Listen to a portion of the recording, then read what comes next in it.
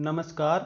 आपके अपने YouTube channel Hindi भाषा और साहित्य में मैं विशाल कुमार पुनः आप सभी का स्वागत करता हूं। हम सूरदास जी के लिखे हुए प्रसिद्ध ग्रंथ सूरसागर के पदों की व्याख्या कर रहे हैं और इस क्रम में हम अभी तक 250 पदों की व्याख्या कर चुके हैं। आज हम पद संख्या 251 से प्रारंभ करते हैं। कोकिल हरि को बोल सुनाओ। तो गोपियाँ कोयल को संबोधित करते हुए कहती हैं कि हे कोयल, हमें उन श्री कृष्ण जैसी मीठी वाणी सुनाओ, या ऐसा भी कह सकते हैं कि हे कोयल, हमें कृष्ण की मीठी वाणी सुनने का अवसर प्रदान करो। तुम ऐसा कुछ करो कि हम कृष्ण की वाणी सुन सकें, कृष्ण के वचन सुन सकें। मधुबन तय उपटारी शाम को, या ब्रज को ले आओ। तो कोयल ऐसा कैसे कर सकती है? गोपियां खुद ही बता देती हैं कि मधुबन तय उपटारी शाम को, कि शाम यानी कृष्ण को मधुबन से उबाकर, मथुरा से उबाकर, मथुरा से उनका मन हटाकर, या ब्रज को ले आओ, तुम उन्हें ब्रज में ले आओ। जा जस कारण देत सयाने, तन मन धन सब साज। अब गोपियां कोयल को क्या कहती हैं कि हे कोयल, जस यानी कि यश, प्रसिद्धि, कारण, उसके कारण, कि प्रसिद्धि प्राप्त करने के लिए, यश प्राप्त करने के लिए, सुयश प्राप्त करने के लिए ही जो सयाने लोग होते हैं, चतुर लोग होते हैं, वे अपने तन मन धन जो भी उनके पास होता है, सब साज जो भी उनके पास होता है, सब कुछ वो दूसरों को अर्पित कर देते हैं। देखिए, हमने इतिहास में बड़े बड़े दानियों के बारे में, बड़े बड़े पराक्रमियों के बारे में पढ़ा है और बड़े बड़े दाताओं के बारे में पढ़ा है। तो वे अपना सब कुछ तन मन धन न्योछावर क्यों कर देते हैं? सुयश के लिए। क्योंकि वास्तव में यही कहा जाता है कि मृत्यु के बाद मनुष्य का शरीर इत्यादि नहीं रहते, लेकिन उसका सुयश हमेशा ही एक जैसा ही बना रहता। क्योंकि देखिए, आज तक हम महापुरुषों के नाम लेते हैं तो उनका यश आज तक भी जीवित है, भले ही वे जीवित ना हो। तो इसलिए गोपियां कहती हैं कि हे कोयल, इस सुयश को प्राप्त करने के लिए सयाने लोग अपने तन मन धन सबको दांव पर लगा देते हैं, सबको न्योछावर कर देते हैं। सुजस बिकात वचन के बदले, क्यों न बिसाहतु आज। सुजस बिकात, कि सुयस बिक रहा है वचन के बदले, वचनों के बदले, क्यों न बिसाहतु आज, बिसाहतु खरीद लेती हो, तुम उसको आज क्यों नहीं खरीद लेती हो। तो देखिए, गोपियां क्या कहना चाहती हैं कोयल को कि देखिए, सयाने लोग तो तन मन धन और बहुत कुछ न्योछावर करना पड़ जाता है सुयश प्राप्त करने के लिए, लेकिन तुम्हें तो यह सुयश बड़ी ही सरलता से मिल रहा है आज। यदि तुम हमें कृष्ण के वचन सुना दो, यदि तुम हमें कृष्ण की वाणी सुनवा दो, तो उसके बदले में ही तुम्हें आज ये सुयश मिल जाएगा। तो तुम हमें कृष्ण के वचन सुनाकर उसके बदले में ये सुयश क्यों नहीं खरीद लेती? और तुम्हें सुयश क्यों मिलेगा? क्योंकि तुम प्रसिद्ध हो जाओगी संसार में कि तुमने गोपियों के विरह दुख को समाप्त किया है, तो इससे तुम्हारा सुयश बढ़ेगा। कीजय कछु उपकार परायो, यह सयानो काज। गोपियां कोयल से कहती हैं कीजय कछु, कि कुछ करो, उपकार परायो, कि दूसरों का कुछ उपकार करो, यह सयाने काज, कि जो सयाने लोग होते हैं, जो चतुर लोग होते हैं, वो इस प्रकार के काम करते हैं। यानी चतुरों के द्वारा किया जाने वाला जो काम है कि वे दूसरों का उपकार करते हैं, तुम भी कुछ उपकार करो, हमारा कुछ उपकार कर दो। सूरदास पुनि कह यह अवसर, बिनु बसंत ऋतुराज। सूरदास जी कहते हैं कि वे गोपियां कोयल से कहती हैं कि फिर से कोयल, हम तुम्हें कह रही हैं कि यदि तुम हमें हरि के बोल सुना दो, तो बिना ही बसंत ऋतु आने के ही, बसंत ऋतु जैसा जो आनंददायक वातावरण है वो हमारे सामने उपस्थित हो जाएगा। कि यद्यपि बसंत ऋतु अभी आई नहीं है, लेकिन यदि तुम हमें हरि के बोल सुना दो तो हमें बसंत ऋतु जैसा ही आनंद, क्योंकि बसंत ऋतु को सर्वश्रेष्ठ ऋतु माना जाता है, तो वैसा ही सुख हमें मिल सकता है और तुम ही ऐसा कर सकती हो। अब पद संख्या 252 की व्याख्या। अब यह वर्षों बीती गई। देखिए, हमने पहले जो 241 से 250 तक के पद किए थे, उसमें वर्षा ऋतु का वर्णन था, तो अब वर्षा ऋतु बीत चुकी है, तो गोपियां कहती हैं कि अब यह वर्षा ऋतु बीत चुकी है। जनी सोचे सुखमानी सयानी भली ऋतु शरद भई। जनी सोचे कि मत सोच, सोचना मतलब चिंता करना, तो तू चिंता मत कर। सुख मानी सयानी, हे चतुर गोपी तू अब सुख मान, तू अब सुख का अनुभव कर, क्योंकि भली ऋतु शरद भई, अब तो बहुत अच्छी सुहावनी, भली यानी सुहावनी शरद ऋतु आ गई है। वर्षा और सर्दी के बीच में जो ऋतु होती है उसे शरद ऋतु कहा जाता है। फुल्ल सरोज सरोवर सुंदर नव विधि नलिनी नई। फुल्ल सरोज, फुल्ल मतलब फूल चुके हैं यानी कि खिल चुके हैं। सरोज कमल, सरोवर तालाबों में सुंदर कमल खिल चुके हैं। नव विधि नलिनी नई, और जो कमल के पत्ते और जो कमल की नाल होती है नलिनी, तो वे दोनों भी नई प्रकार की दिखाई दे रही हैं, उनमें भी नई ताजगी सी दिखाई दे रही है। उदित चारु चंद्रिका किरण उर अंतर अमृतमयी, कि उदित उदय हो गई है, चारु सुंदर, चंद्रिका किरण चंद्रमा की किरणें, कि बड़ी ही नई या ये कह सकते हैं कि सुंदर चंद्रमा की किरणें भी दिखाई दे रही, क्योंकि शरद ऋतु का चंद्रमा यह माना जाता है कि सबसे सुंदर होता है। तो चंद्रमा की किरणें भी बड़ी सुंदर किरणें उदित हो गई हैं। उर अंतर अमृतमयी, और उन चंद्रमा की किरणों से हमारे हृदय अंतर यानी में, हृदय के भीतर अमृतमयी, अमृत की वर्षा सी हो रही है, हमारे हृदय को शीतलता मिल रही है। घटी घटा अभिमान मोहमद तमिता तेज हई। घटी घटा, की जो अभिमान मोह रूपी जो घटाएं हैं, बादल जो घिराते हैं उसे घटा कहते हैं, तो अभिमान और मोह की जो घटाएं हैं वे घट गई हैं, अर्थात वे धीरे धीरे छटती जा रही हैं। तमिता तेज हई, तमिता तेज हई, की और उन घटाओं के कारण, अभिमान और मोह के कारण जो अंधकार रूपी तमस था, या जो उसमें अंधकार रूपी तमोगुण था, तमिता तमोगुण था, वह अब धीरे धीरे छटने लगा है। हई मतलब धीरे धीरे समाप्त हो रहा है। सरिता संजम स्वच्छ सलिल सब फाटी काम कई। सरिता यानी नदी, संजम संयम, की जो हमारी भावनाओं की नदी है वह अब संयमित होकर बह रही है। देखिए जब वर्षा ऋतु होती है तो नदियां बड़े उफान पर होती हैं, तो वर्षा ऋतु में ये गोपियों की भावनाएं भी उफान पर थी, संयमित नहीं थी, लेकिन अब वे कहती हैं कि क्योंकि शरद ऋतु आ गई है तो हमारी भावनाओं रूपी नदी भी संयमित होकर बह रही है।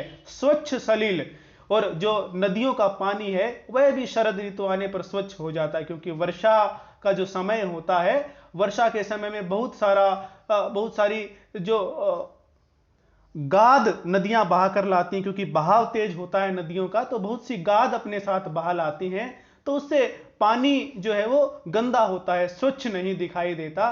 तो इसीलिए जो गोपियां हैं वे कहती हैं कि अब तो इसमें जो भावनाओं का जो पानी है, भावनाओं का जो जल है वह भी अब स्वच्छ हो गया है, फाटी काम गई, और काम रूपी काई जो है वह भी फट गई है, और इसी के कारण यह जल जो है, भावनाओं रूपी जल, यह स्वच्छ हो गया, प्रेम रूपी जल स्वच्छ हो गया है।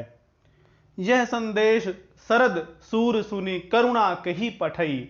यह संदेश, कि ये जो मैं तुमको कह रही हूं, एक गोपी कहती है सभी से कि ये जो संदेश मैं तुम सबको बता रही हूं, यह संदेश शरद ऋतु का यह संदेश, सूरदास जी कहते हैं कि वह गोपी कहती है कि हे सखियों, ये जो शरद ऋतु का संदेश है, ये मैंने कृष्ण ने ही हमें सुनाने के लिए शरद ऋतु को भेजा है। और क्यों भेजा है? करुणा कही पठई, उसने कहा कि कृष्ण ने हम पर करुणा की है, हम पर दया की है, हमारी विरह पीड़ा को वर्षा ऋतु में देखा है, तो शरद ऋतु के रूप में हमारे लिए करुणा करके कृष्ण ने यह संदेश भेजा है, ताकि हमारे तप्त हृदयों को थोड़ी सी शांति मिल सके। यह सुनी सखी सयानी आई हरिरति अवधि हई, कि यह सुनी, कि ऐसा सुनकर सखी, की जो सखियां हैं, सयानी चतुर, जो वे चतुर सखियां हैं, वे आई और वे कैसी दिखाई दे रही है? हरि रति अवधि हई, हरि रति कृष्ण के प्रेम की अवधि, अवधि यानी कि जो कृष्ण के आने का जो समय है उसे अवधि कहा गया है। और हई का मतलब है कि जो धीरे धीरे क्षीण होती जा रही है और जो बिल्कुल मरने के कगार पर है। तो वो कौन सी सखियां आई कि जो श्री कृष्ण के प्रेम में उनके आने की अवधि देखते देखते या आने की अवधि में ही देखते देखते उनकी प्रतीक्षा करते करते मृत प्राय हो चुकी हैं, वे सखियां आई। पद संख्या 253 की व्याख्या, शरद समय हूं श्याम ने आए, कि हे सखी शरद ऋतु का समय आ गया है और कृष्ण अभी तक भी नहीं लौटे। को जाने काहे ते सजनी की बैरिनी बिरमाए, कि को जाने कौन जाने, काहे ते सजनी कि क्यों, काहे ते क्यों, कि हे सखी किसको पता कि वे क्यों नहीं आए। काहे ते सजनी कि हे सखी किसको पता कि वे क्यों नहीं आए, अर्थात हम में से तो इस बात को कोई जानता नहीं है कि कृष्ण अभी तक क्यों नहीं आए। किही बैरिनी बिरमाए, किही मतलब किस, बैरिनी यानी हमारी शत्रु ने, बिरमाए उनको बहला लिया है, उनको बहला दिया है, यानी उनको भरमा दिया है। हम नहीं जानती कि वे क्यों नहीं आए और किस हमारे शत्रु ने उनको भरमा दिया है, बहला दिया है। अमल आकाश काश कुसुमुत छिति लक्षण स्वच्छ जनाए, अमल आकाश, अमल आकाश यानी कि अमल स्वच्छ, कि आकाश भी स्वच्छ है। काश कुसुमित क्षिति, क्षिति यानी पृथ्वी पर, जो काश है एक वनस्पति का नाम है, कुसुमित कि उस पर फूल आ गए हैं, वह कुसुमित हो चुका है, कि आकाश भी स्वच्छ हो गया है और शरद ऋतु के आने के बाद जो काश है उस पर भी फूल लग गए हैं, लक्षण स्वच्छ जनाए। और हमें तो चारों तरफ बड़े ही स्वच्छ और बड़े ही शुभ लक्षण दिखाई दे रहे हैं। शरद ऋतु ने आकर सभी जगह शुभ लक्षण उत्पन्न कर दिए हैं। सुर सर सरिता सागर जल उज्जल अति कुल कमल सुहाए, कि सर यानी तालाब में, सरिता नदी में, सागर यानी समुद्र में, सभी जगह शरद ऋतु के आने के बाद पानी बहुत ही उज्जवल दिखाई देता है, जल बहुत ही उज्जवल हो गया है। अति कुल कमल सुहाए, और कुल कमल यानी कि कमलों के जो समूह हैं वे बहुत ही सुहावने लग रहे हैं, सुहाए मतलब सुहावने लग रहे हैं। अहि मयंक मकरंद कंज अली दाहक गरल जीवाए, अहि यानी कि सर्प, मयंक चंद्रमा, इसके बाद मकरंद की जो किसी फूल पर जो परागकण होते हैं उन्हें मकरंद कहा जाता है, या उसके रस को भी मकरंद कहा जाता है। कंज यानी कि कमल, और अली भंवरा, दाहक जला देने वाला, गरल जहर, और जीवाए जीवित कर दिए। इसको हम ऐसे समझ सकते हैं कि देखिए जब वर्षा ऋतु का समय होता है तो चारों तरफ दलदल होती है, और उस दलदल के कारण जो सर्प होता है वह सर्प अच्छी तरह से सांस भी नहीं ले पाता, उन्हें अक्सर छिपकर ही बहुत जगह बहुत दूर के स्थानों पर रहना पड़ता है। उन्हें कोई ऐसी खुली जगह नहीं मिलती क्योंकि कीचड़ और पानी होता है जहां वे अच्छी तरह से सांस ले सकें और जो उनका जलाने वाला विष है उससे वो शांति प्राप्त कर सकें। इसी प्रकार से वर्षा ऋतु में क्योंकि लगातार बारिश होती है तो कमलों पर जो मकरंद जमा होना चाहिए, इकट्ठा होना चाहिए, वो इकट्ठा नहीं हो पाता, वो बारिश के कारण धुल जाता है, तो भंवरों को मकरंद नहीं मिल पाता है। लेकिन जैसे ही वर्षा समाप्त हुई है, सभी जगह से कीचड़ समाप्त हुआ है, तो जो सर्प है, सर्प ने भी चंद्रमा की शीतलता से जो उसका जलाने वाला विष था उस विष से थोड़ी सी शांति प्राप्त की है, उस विष के दाह से, उस विष के ताप से थोड़ी सी शांति प्राप्त हुई है, क्योंकि वह भी चंद्रमा की शीतलता में आकर बैठा है। इसी प्रकार से जो भंवरे हैं उन्हें भी कमल का जो परागण है, कमल का जो मकरंद है, उसका पान करके उन्हें भी आनंद और शीतलता प्राप्त हुई है, अर्थात वे भी पुनः जीवित हो गए हैं। हम ये कह सकते हैं कि सर्प भी अपने निरंतर जलाने वाले दाहक विष से, चंद्रमा की शीतलता से फिर से जीवित हो उठा है, और भंवरे भी फिर से कमलों का मकरंद प्राप्त करके जीवित से हो गए हैं। प्रीतम रंग संग मिली सुंदरी, रची सची सींची सिराई।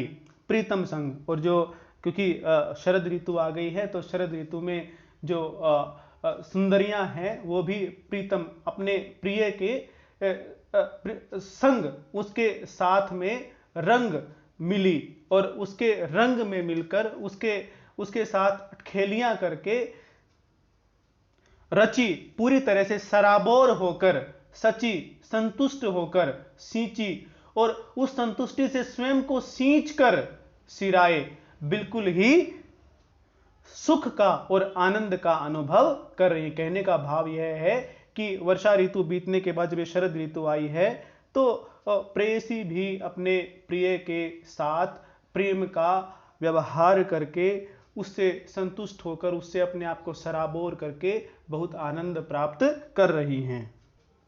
सोनी सेज तुषार जमत चिर, बिरह सिंधु उपजाए। सोनी सेज, और देखो हम, क्योंकि कृष्ण हमारे पास नहीं, वही हमारे प्रिय हैं, तो हमारी सेज तो सूनी ही रह गई। सूनी सेज तुषार चमत चिर, तुषार यानी जो बर्फ कहते हैं, बर्फ के कणों को कहते हैं, ओस के कणों को कहते हैं। तुषार जमत चिर, चिर मतलब दीर्घ काल से, और हमारी सेजों पर तो तुषारापात हो गया है, तुषार जम गया है, ठंडी पड़ी हैं। बिरह सिंधु उपजाए, और जो कृष्ण के ना आने से हमारे लिए तो बिरह का सागर ही मानो उत्पन्न हो गया है। हमारे लिए तो उस प्रकार का कोई भी आनंद शेष नहीं रहा है। हमारी सेज तो सूनी पड़ी है कृष्ण के बिना, उस पर तो पाला जम गया है, और हमारे लिए तो बिरह रूपी सागर पन्न हो गया है।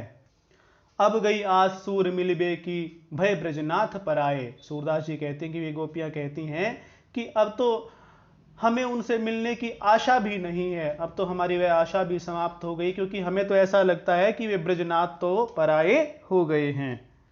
पद संख्या 254 की व्याख्या, दूरी करही बीना कर धरिबो। तो एक सखी दूसरी सखी से, कोई सखी वीणा बजा रही है, तो दूसरी सखी उससे कहती है कि दूरी करही, दूर करके, कर यानी हाथ से, बीना इस वीणा को धरिबो रख दो, कि हे सखी इस वीणा को अपने हाथ से दूर करके रख दो, अर्थात इसे मत बजाओ। रथ था क्यों मृग मोहे, नाहिन होत चंद्र को ढरिबो। रथ था क्यों, कि रथ थक गया है, मृग मोहे, मृग मोहित हो गए हैं, नाहिन होत नहीं हो रहा है, चंद्र को ढरिबो, चंद्रमा का ढलना या चंद्रमा का अस्त होना, चंद्रमा अस्त नहीं हो रहा है। देखिए इसको ऐसा समझते हैं, हम जानते ही हैं कि जब कोई प्रेयसी होती है, उसको संयोग की अवस्था होती है, तो चंद्रमा बहुत ही सुखदायक होता है, लेकिन जब वियोग की अवस्था होती है तो वही चंद्रमा सुखदायक की अपेक्षा दुखदायक बन जाता है। तो गोपियों को भी चंद्रमा दुखदायक लग रहा है, और वे चाहती हैं कि ये चंद्रमा जो है जल्दी से जल्दी अस्त हो जाए, ताकि उनका वह दुख दूर हो। तो इसीलिए, और ये कहा जाता है कि जो चंद्रमा का रथ होता है, तो चंद्रमा के रथ में मृग जुते हुए होते हैं, चंद्रमा के रथ को मृग खींचते हैं। और एक और बात यहां पर जान लेनी चाहिए कि मृग के बारे में ये कहा जाता है कि वह जो वीणा की ध्वनि होती है उस पर बहुत अधिक मोहित हो जाता है। जहां उसे वीणा की ध्वनि सुनाई देती है, वह एकदम तल्लीन होकर उस ध्वनि को सुनता रहता है और सब कुछ भूल जाता है, चलना खाना पीना सब कुछ भूल जाता है।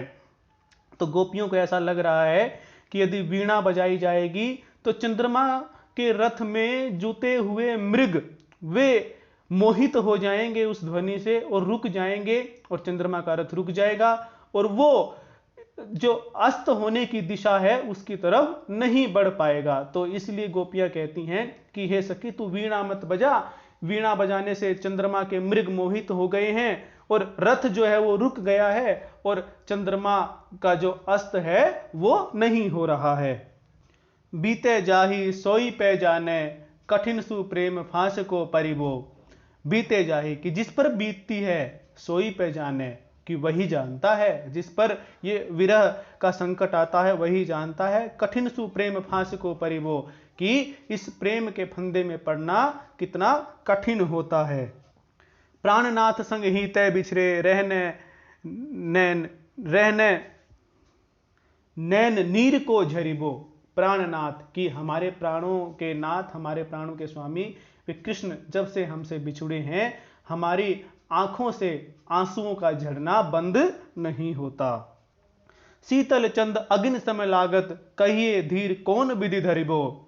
कि जो शीतल चंद्रमा होता है वह भी हमें अग्नि के समान लग रहा है, तो बताइए अब हम किस विधि से, किस प्रकार से धैर्य धारण करें।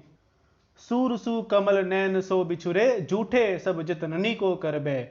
सूरदास जी कहते हैं कि वे गोपियां कहती हैं कि श्री कृष्ण के बिछड़ जाने पर चाहे हम कोई भी जतन कर लें, कोई भी यत्न कर लें, कोई भी प्रयास कर लें, हमारे दुख को दूर करने का वे सभी व्यर्थ हैं। वो दुख तो तभी दूर हो सकता है जब कृष्ण आकर हमें दर्शन दें। पद संख्या 255 की व्याख्या।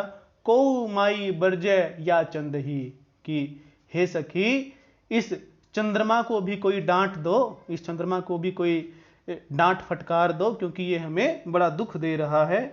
अति ही क्रोध करत है हम पे कुमुदनी कुल आनंद ही कि अति ही क्रोध करत है हम पे, यह हम पर तो बहुत अधिक क्रोध करता है कुमुदनी कुल, और जो कुमुदनियों का समूह है उस पर ये आनंद की वर्षा करता है। देखिए जो कमल होता है वह तो सूर्य के उदय होने पर खिलता है और कुमुदनी चंद्रमा के उदय होने पर खिलती है। तो इसलिए गोपियां कहती हैं कि जब यह उदित होता है तो हमको तो दुख होता है, पीड़ा होती है, तो इसलिए हमें ये दुख देता है, और कुमुदनियां खिल जाती हैं तो उनके समूह को ये आनंद प्रदान करता है।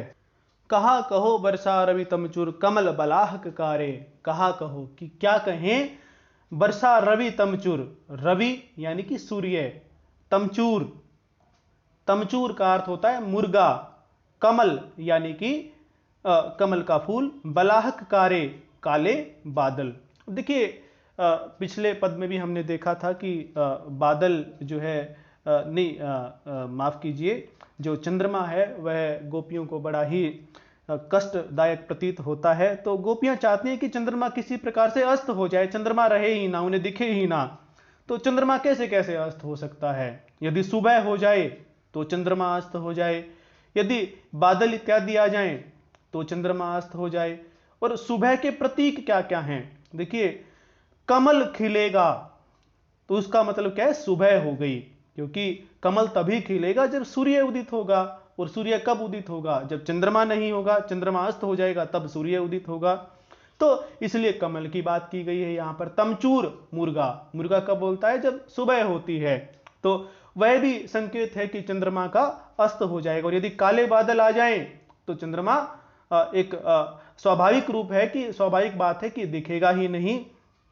तो गोपियां कहती हैं कि हम अब इनसे भी कितना कहें, रवि से यानी सूर्य से, तमचूर यानी मुर्गे से, कमल से और काले बादलों से, अर्थात हम इनसे भी कह कह के थक चुकी हैं, लेकिन ये भी हमारी सहायता नहीं करते। तो चलत ने चपल रहत थिर कैरत, बिरहनी के तन जारे। चलत ने चपल की ये बड़ी तेजी से जा नहीं रहा है, चंद्रमा तेजी से चल नहीं रहा है, रह थिर कैरत, और ये अपने रथ को स्थिर करके ही मानो खड़ा हो गया है, जल्दी से अस्ताचल की तरफ नहीं जा रहा है। बिरहिनी के तन जा रहे, और मानो ये इसलिए खड़ा हो गया है कि हम विरहनियों के शरीर को विरह अग्नि से जलाना चाहता है। निंदती शैल उदधि पनंग ही, श्रीपति कमठ कठोरही। निंदती निंदा करती हैं, शैल पर्वत की, उदधि सागर की, पनंग यानी कि वासुकी नाग, कमठ कछुआ, कठोरही कठोर पीठ वाला। तो देखिए अब चंद्रमा का उदय कैसे हुआ था, चंद्रमा का जन्म कैसे हुआ था, चंद्रमा का अस्तित्व कैसे आया था? जब देवताओं और दैत्यों ने मिलकर समुद्र मंथन किया था, तब उस समुद्र मंथन में से जो 14 रत्न निकले थे उसमें चंद्रमा भी एक था। तो समुद्र मंथन में किन किन ने सहायता की थी? भगवान विष्णु ने तो सर्वप्रथम दैत्यों और जो देवता हैं उनको सुझाव दिया था कि आप समुद्र मंथन कीजिए। अब समुद्र मंथन करना था तो समुद्र बहुत बड़ा होता है, तो इसके लिए विशेष व्यवस्थाएं चाहिए थी। तो जो मथने के लिए रई से काम लिया जाता है, मथनी से काम लिया जाता है, उस मथनी के रूप में जो पर्वत है, पर्वत का प्रयोग किया गया था, इसलिए शैल इस शब्द का प्रयोग किया गया है। और क्योंकि रस्सी से जो खींच खींच कर एक तरफ, एक बार उस तरफ और एक बार उस तरफ, तो उस रस्सी के लिए प्रयोग किया गया था वासुकी नाग को। और निकला कहां से था? उदधि यानी समुद्र में से ही निकला था। और क्योंकि जो वो पर्वत था, वो पर्वत समुद्र में डूबने लगा, तो उसे सहारा देने के लिए, ऊपर रखने के लिए भी किसी सहारे की आवश्यकता थी। तो भगवान कृष्ण ने कच्छप अवतार लिया था, कछुए का अवतार लिया था। तो इसीलिए कमठ यानी कछुए का भी जिक्र है।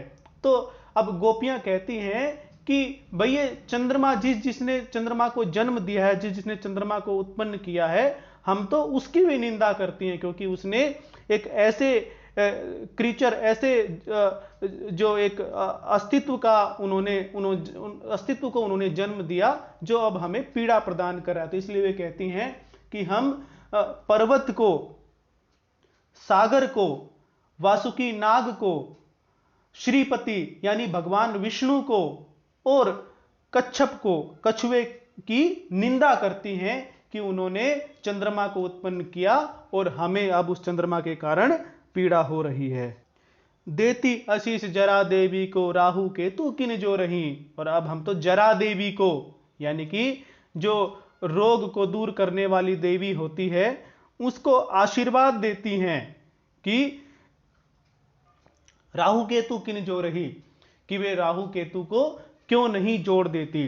अब राहु केतु को क्यों जुड़वा देना चाहती हैं गोपियां?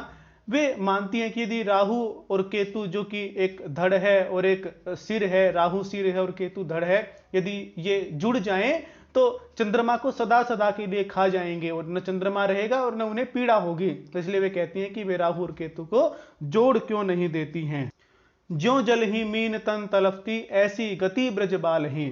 ज्यों जिस प्रकार से मीन मछली तन तलफती, मछली का शरीर तलफती तड़फता है, जिस प्रकार से जल के बिना मछली का शरीर तड़पता है, उसी प्रकार से ये ब्रज की जो गोपांगनाएं हैं ये भी व्याकुल हैं। सूरदास अब आनी मिलाओ हूं, मोहन मदन गोपाल ही। सूरदास जी कहते हैं कि वे गोपियां कहती हैं कि अब तो हमें कोई भी मदन मोहन गोपाल से मिला दे, उनके दर्शन हमें करा दे। पद संख्या 256 की व्याख्या। माई मोको चंद लग्यो दुख देन, कि हे माई मुझे तो ये चंद्रमा दुख देने लग गया है, पीड़ा प्रदान करने लग गया है। कहवे श्याम कहवे बतियां, कहवे सुख की रैन। कहवे श्याम, कि वे श्याम अब कहाँ हैं, कहवे बतिया, और कहाँ उनकी मीठी मीठी बातें हैं, कहवे सुख की रैन, और वे सुख की रात्रियां अब कहाँ हैं।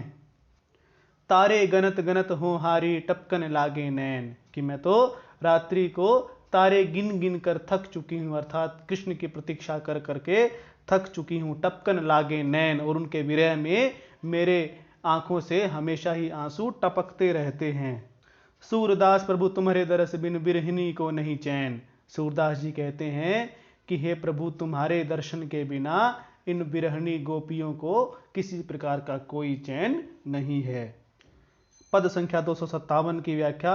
अब यातन राखी का कीजय, कि गोपियां कहती हैं कि अब इस तन की रक्षा करके भी हम क्या करें, इस तन को रखकर, इस शरीर की रक्षा करके, इस शरीर को रखकर, सुरक्षित रखकर भी हम क्या करें। सुनरी सखी श्याम सुंदर बिनु बाटी, विषम विष पीजय, कि हे सखी सुन, उन श्याम सुंदर के बिना, उन कृष्ण के बिना बाटी की बांट कर विषम विष की, जो हमें मृत्यु की नींद सुला दे, वह विष पीकर हम अपने शरीर को समाप्त कर लेती हैं। अर्थात गोपियां कृष्ण के बिना जीना नहीं चाहती, तो इसलिए वे कहती हैं कि उन कृष्ण के बिना हम क्यों ना विष ही पी लें। कै गिरिय गिरि चढ़ी संजनी, शीश शंकर ही दीजय। कै गिरिय कि या तो गिरिय गिर जाते हैं, गिरि चढ़ी पर्वत पर चढ़कर, कि हे सखी या पर्वत पर चढ़कर और फिर उस पर्वत से गिरकर अपने प्राण त्याग देते हैं। कै शीश शंकर ही दीजिए, या फिर हम अपना शीश शंकर जी को चढ़ा देते हैं। इससे हमारी तपस्या भी हो जाएगी और हमारे प्राणों का अंत भी हो जाएगा। कै दहिए दारुण दावानल, कै जमुन धसी लीजय। कि कै दहिए जल जाती हैं, दारुण दावानल भयंकर दावानल जंगल की आग में, या फिर हम किसी भयंकर जंगल की आग में जलकर अपने प्राण त्याग देती हैं। कै जमुन धसी लीजय, या फिर हम यमुना में डूबकर अपने प्राण त्याग देती हैं। दुसह वियोग बिरह माधव के दिन ही दिन छीजय। कि दुसह ना सहने योग्य, असहनीय, कठिनता से सहने योग्य इस माधव के यानी कृष्ण के वियोग का जो ये असहनीय दुख है, इस दुख को हम किस प्रकार से झेल कर, इस दुख को किस प्रकार से असहनीय दुख को सहती रहें और दिन प्रतिदिन इसी प्रकार से छीजे, इसी प्रकार से परेशान होती रहें, इसी प्रकार से दुख भोगती रहें और इसी प्रकार से क्षीण दशा को प्राप्त होती रहे। किस हम कृष्ण के इस दुसह दुख को सहकर दिन ही दिन किस प्रकार से इस तरह से कष्ट भोगती रहेंगी, किस प्रकार से इस तरह अपने शरीर को कष्ट देती रहेंगी। सूर श्याम प्रीतम बिनु राधे, सोची सोची करमी जय। सूरदास जी कहते हैं कि उन श्री कृष्ण के बिना जो राधा है वह चिंता कर करके, सोच सोच करके करमी जय अपने हाथ मलती है, अर्थात पछताती है। पद संख्या 258 की व्याख्या। बिछुरे री मेरे श्याम संघाती। कि हे सखी मेरे बचपन के सखा, संघाती मेरे बचपन के सखा मुझसे बिछुड़ गए हैं। निकसी न जात ए प्राण पापी, फाटत नाहिन छाती। कि निकसी न जात निकल नहीं जाते हैं, ए प्राण पापी ये मेरे पापी प्राण निकल नहीं जाते हैं, मेरे शरीर को छोड़ क्यों नहीं देते हैं, मैं इतना दुख सह रही हूं। फाटत नाहिन छाती, और दुख के कारण मेरी छाती क्यों नहीं फट पड़ती। हो अपराधिन दही मथती ही, भरी जोवन मदमाती। कि हे सखी मैं अपराधी की तरह, मैं अपराधी हूं क्योंकि जब कृष्ण जा रहे थे तो मैं दही मथती रही, भरी जोवन मदमाती, मैं अपने यौवन में मदमस्त होकर दही मथती रही और मैंने उस समय यह ध्यान नहीं दिया कि कृष्ण जा रहे या उन्हें रोकने का प्रयास नहीं किया। जो हो जानती हरि को चलिबो, लाज छाड़ी संग जाती।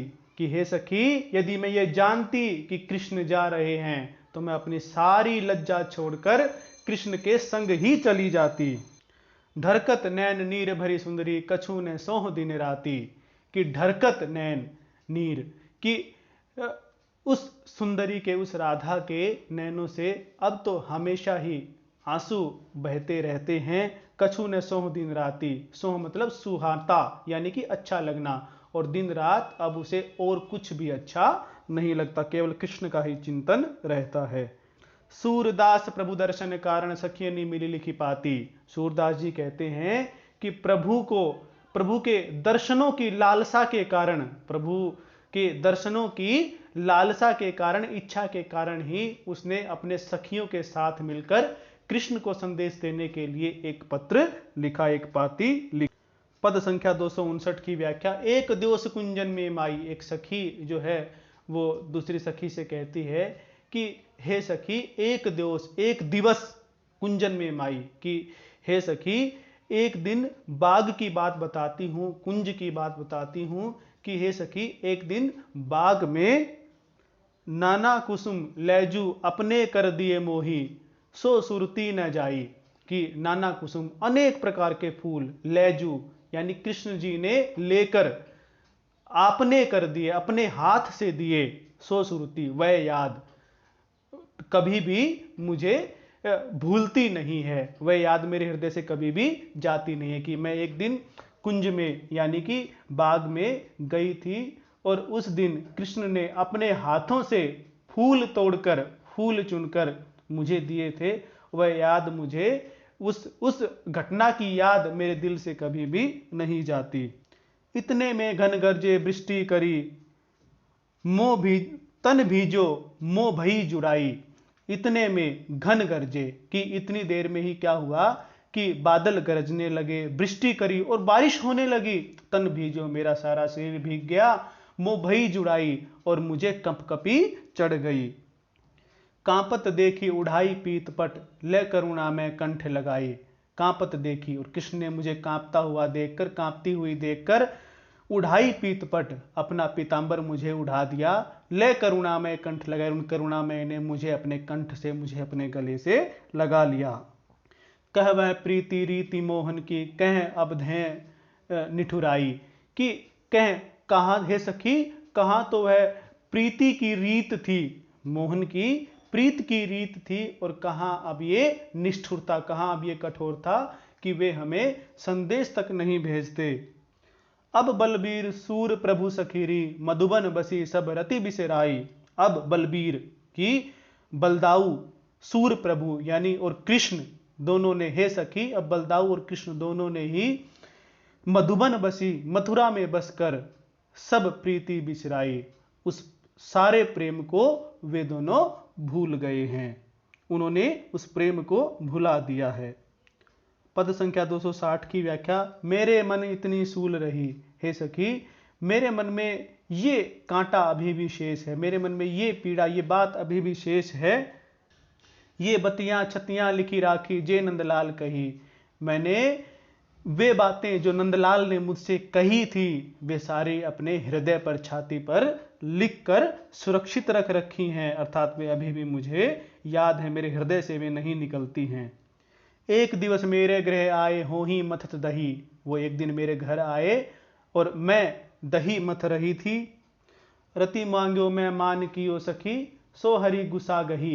रति मांग्यो, कि हे सखी, उन्होंने मुझसे प्रेम की भिक्षा की, मैं मान कियो, और मैंने मान किया, अर्थात मैंने हट किया, मैंने उनकी बात नहीं मानी। सो हरि गुस्सा गही, तो वे श्री कृष्ण गुस्सा होकर चले गए। सोचती अति पछताती राधिका, मूर्छित धरनी डही। ये बातें सुनकर जो राधा है वह बहुत ही पछताती है, और उस पछताने के क्रम में ही वह मूर्छित होकर धरती पर गिर जाती है। सूरदास प्रभु के बिछुरे ते बिथा न जाती सही। सूरदास जी कहते हैं कि प्रभु के बिछड़ने से, राधिका से उनके वियोग का दुख सहन नहीं हो पा रहा है। तो आज हमने पद संख्या 260 तक की व्याख्या की है। धन्यवाद।